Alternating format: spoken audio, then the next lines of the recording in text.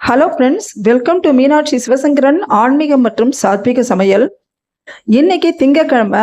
ஒவ்வொரு வார திங்கட்கிழமை நமது சேனலின் படி கடவுள் கதைகள், மகான்கள் கதைகள் சொல்லிக் கொண்டிருக்கிறேன். ஏற்கனவே ஸ்ரீ கந்தபுராணம் எபிசோடு 1-2 சொல்லிட்டேன். இன்னைக்கு திங்கக்கிழமை எபிசோடு 3 பார்க்க போகிறோம். ஸ்ரீ கந்தபுராணத்தை தமிழில் நமக்கு கொண்டு வந்தவர் கச்சியப்ப சிவாச்சாரியார் அவர்கள் என்று பார்த்தோம். இந்த ஸ்ரீ கந்தபுராணத்தை நமக்கு தமிழில் எளிய முறையில் புரியும்படியாக நர்மதா பதிப்பகத்தின் மூலமாக நாகர்கோயில் கிருஷ்ணன் அவர்கள் நமக்கு கொடுத்திருக்கிறார். இந்த புத்தகத்தை தான் உங்களுக்காக வாசிக்க போகிறேன். கந்தபுராணத்தில் சம்பவ காண்டம் முதல் காண்டத்தில் ஒரு சில பகுதிகளை இன்று வாசிக்கிறேன். அதை எல்லோரும் கேட்டு மகிழுங்கள். இந்த கந்தபுராணத்தை கேட்பவர்களும் சொன்னவர்களும் அமைதி, அன்பு, மகிழ்ச்சி, மங்களம் இவையெல்லாம் கிடைத்து எல்லாம் வல்ல இறைவனின் அருளால் எல்லாம் இன்புற்றிருக்க நான் பிரார்த்தனை செய்து கொள்கிறேன். நன்றி. இப்ப கதைக்கு போகலாம். சம்பவ காண்டம் 1. தவம் புரிந்த நாயகி. திருக்கைலை திருவாமலை என்னும் புண்ணிய கஷேத்திரத்தில் நவரத்தின பொன்மணி சிம்மாதனத்தில் 1000 கோடி சூரியன் உதித்தார் போன்ற பேரொளியுடன் அருள் வடிவான ஈசனும் கருணையே வடிவான ஈஸ்வரியும் எழுந்தருளி இருந்தனர். அங்கே தேவகானம் வேத மந்திர ஜபத்தோடு இணைந்து ஒலித்துக் கொண்டிருந்தது. சிவகணத்தவர்கள் மத்தனம் முழங்கினர். இப்பேற்பட்ட ரம்யமான வேளையில் அம்பிகையின் வதனம் மட்டும் சற்று சோர்வுடன் காணப்பட்டது. அம்பிகையின் மனநிலையை புரிந்து கொண்ட மகேசன் ஈஸ்வரியின் முகம் நோக்கி, சர்வலோக நாயகி சங்கரி, உனது இன்முகம் வாட்டத்துடன் காணப்படுவது ஏன் என்று அன்போடு வினாவினார். ஈசனின் நளினமான மொழி கேட்டு நாயகி, அங்கிற்கெனாதபடி எங்கும் பேரொளி பொங்க காட்சி தரும் நாதன் அறியாததா? பிரபு, எளியவள் தாட்சாயணியாக பிறந்தபோது என் தந்தை தட்சனால் அவமானப்பட்டு அக்னியில் பிரவேசித்து தங்களை பிரிந்தேன். உங்கள் போதனையை மதியாததால் நான் பட்ட அவமானம் இன்னும் என் நெஞ்சை விட்டு நீங்கவில்லை. அதனால் நான் மறு பிறவி எடுக்க எண்ணுகிறேன். தேவரீர் திருவருள் புரிய வேண்டும் என்று வேதனையோடு விளம்பினார். அம்பிகையின் மொழி கேட்டு சிவபெருமான், ஜெகத ஜனனி, தக்க தருணத்தில் தகுந்த வரம் கேட்டாய். லோகக்ஷேமத்திற்காக நல்ல காரியங்கள் நடக்க இருக்கிறது. உனது பூலோக அவதாரம் பிரபஞ்சத்திற்கு உத்தமமான உயர்ந்த வழிகாட்டும். பூலோகத்தில் வாழ்ந்து வரும் பர்வதராஜனான இமவான் மேனை தம்பதியர் எனது அன்பிற்கு பாத்திரமானவர்கள். அவர்கள் உன்னை தங்கள் புத்திரியாக அடைய வேண்டும் என்பதற்காக பல்லாண்டு காலமாக தவம் புரிந்து வருகின்றனர். அவர்கள் தவம் பலிதமாக இது ஒரு நல்ல தருணம். சென்று வா தேவி. ஜெய விஜயி பவா. உமா மகேஸ்வரி உற்சாகத்தின் எல்லைக்கே சென்று விட்டாள்.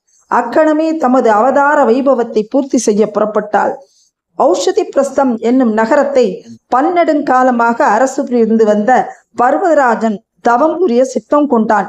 ஒரு நாள் அரியணை விட்டு கீழே இறங்கினான். நாடாண்ட மன்னன் இமவான் அணிமணி ஆபரணம் களைந்தான். ருத்ராட்ச மணிமாலைகள் தரித்தான். பொன்பட்டு வஸ்திரம் களைந்தான். காவி அணிந்தான். நாடு களைந்தான். மனைவியோடு காடு புகுந்தான். இமயமலை சாரலில் மனைவி மேனையுடன் வர்ணசாலையில் தவத்தை மேற்கொண்டான். தவத்தால் உயர்ந்தான் வரதராஜன். தியானத்தால் அவன் முகத்தில் ஒரு பிரகாசன். மணிமுடி அணிந்த தலை மணிமுடியால் மூடியது. காற்று, மழை, வெயில், பனி எதையும் பொருட்படுத்தவில்லை. சிவநாமத்தையே பேச்சாகவும் மூச்சாகவும் கொண்டான். மன்னனின் பன்னசாலையை அடுத்துள்ள மானச சரஸ் தடாகத்தில் நீலோத்பல மலர்கள் மலர்ந்து தடாகத்திற்கு குடைபிடித்தாற்போல் அழகுற காணப்பட்டது. மானச சரஸிலிருந்து மன்னன் நித்திய பூஜைக்கு மலர் பறித்து செல்வதனை வழக்கமாக கொண்டிருந்தான். வழக்கம் போல் மலர் பறிக்க வந்த மன்னன் மலர்கள் இடையே பேரொளி பிரகாசிக்க கண்டான். ஒரு கணம் அதிசயித்தான். பேரொளிக்கு காரணம் காண நீலோத்பல மலர் அருகே சென்றான். பேரொளி கொண்டு அதிசயித்த இமவான் மலர் மீது பெண் குழந்தை சயனித்திருக்க கண்டு ஆச்சரியப்பட்டான். முழு நிலவின் தோற்றத்துடன் கூடிய வதனம். அந்த வதனத்திலே வட்ட கருவிழிகள், 3 பெரிசூடிய சுருளேறிய கரும் கூந்தல், முல்லை அரும்பின் செல்ல சிரிப்பு, 4 திருக்கரங்கள். குழந்தையின் தெய்வ திருமேனி கண்டு ஈஸ்வரியே தனக்கு பெண்ணாக பிறந்துள்ளாள் என்பதனை புரிந்து கொண்டான் மன்னன். கண்ணன் சிறைச்சாலையில் விஷ்ணுவாக வாசுதேவர் தேவகிக்கு காட்சி கொடுத்தார் போல் இங்கே அம்பிகையும் பார்வதியாக பர்வதராஜனுக்கு தரிசனம் கொடுத்தாள். அம்பிகை நொடிப்பொழுதில் மாய தோற்றத்தை மறைத்து சாதாரண மனுஷ தோற்றத்துடன் மாறினாள். இமவான் குழந்தையை அன்போடு எடுத்து மார்போடு அணைத்து கொண்டான். முத்தமாறி பொழிந்தான். பர்ணசாலைக்கு எடுத்துச் சென்றான். மேனாவிடம் குழந்தையை கொடுத்து மானச சரசில் குழந்தை கிடைத்த செய்தியை சொன்னான். பூமழை பொழிந்தது. தேவ துந்துபிகள் ஒலித்தன. உலகங்கள் யாவும் மலர்ந்தன. மேனா தாய்மை பொங்க குழந்தைக்கு பால் ஊட்டி மகிழ்ந்தாள். பார்வதி என்று பெயரிட்டு பூரித்தாள். மன்னருக்கு பெண் பிறந்த செய்தி பூமணம் மேவி வரும் தென்றல் போல் பூமண்டலம் எங்கும் பரவியது. இமவான் குழந்தையுடனும் மனைவியுடனும் தனது திருமாளிகை சென்றான். குழந்தை பிறந்த வைபவத்தை சிறப்பாக கொண்டாடினான். தான தர்மங்களை செய்தான். ஆலயங்களுக்கு பூஜை செய்தான். இமவான் மாளிகையில் உற்சாகம் ஊஞ்சலாடியது.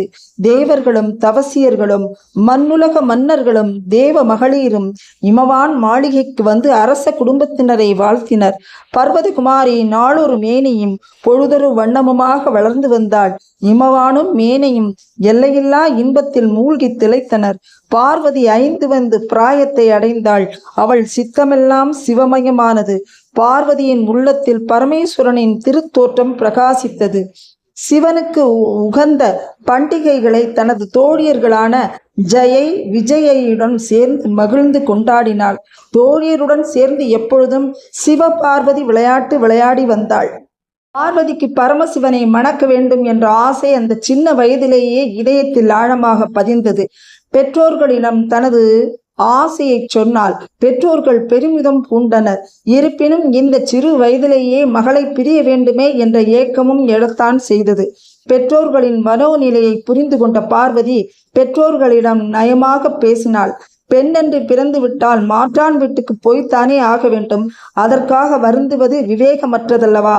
நடப்பதெல்லாம் நான்மறை நாயகனின் திருவிளையாடல் அல்லவா? மலரிடை பிறந்த என்னை மணமேட இருத்த வேண்டியது உங்கள் கடமை அல்லவா? நான் கைலாசபதியான ஈசனை கணவனாக அடைய வேண்டும் என்று மனத்தால் வரித்து விட்டேன். சித்தத்தை சிவன்பால் வைத்ததற்கு எதையும் ஏற்றுக்கொள்ளும் மனப்பக்குவம் வரவேண்டாமா? தந்தையே, நான் மேருமலைக்கு தவம் செய்ய போகிறேன். எனக்கு உத்தரவு தாருங்கள்.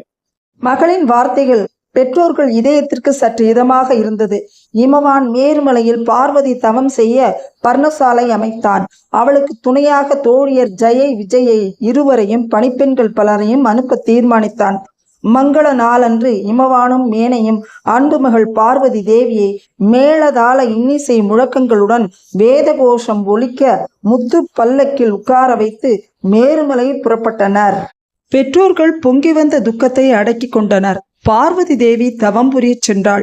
பரமசிவனே தட்சிணாமூர்த்தியைப் போல் மரநிழலில் அமர்ந்து சனகாதி முனிவர்க்கு சின்முத்திரையிடம் ஞானயோகம் சொல்லும் குருவாக கோயில் கொண்டார். இத்துடன் சம்பவ காண்டத்தில் ஒரு சில பகுதிகளை பார்த்தோம். அடுத்த வாரத்திற்காக காத்திருங்கள். எல்லார் இல்லங்களிலும் மகிழ்ச்சி நிலவ எல்லாம் வல்ல இறைவனை பிரார்த்தனை செய்து கொள்கிறேன்.